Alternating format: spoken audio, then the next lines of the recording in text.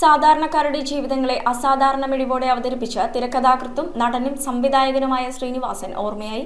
ദീർഘനാളായി അസുഖബാധിതനായി ഉദയംപേരൂരിലെ വീട്ടിൽ ചികിത്സയിലായിരുന്ന അദ്ദേഹത്തെ പെട്ടെന്ന് അസുഖം മൂർച്ഛിച്ചതിനെ തുടർന്ന് തൃപ്പൂണിത്തുറയിലെ ആശുപത്രിയിൽ പ്രവേശിപ്പിക്കുകയായിരുന്നു.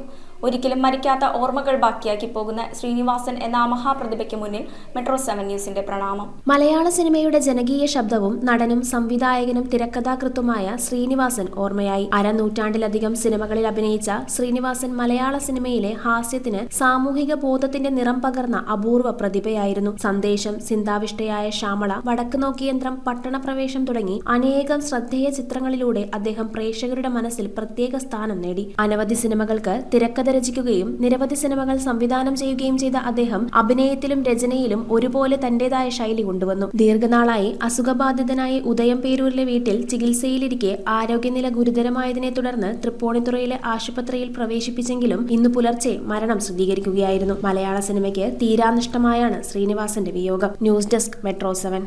The Great Bombay Circus, Asia's best circus. Indian, Chinese, African, Russian artists. ദിവസവും 1 മണിക്കും 4 മണിക്കും 7 മണിക്കും മണപ്പാട്ടിപ്പറമ്പ്, കലൂർ, കൊച്ചി.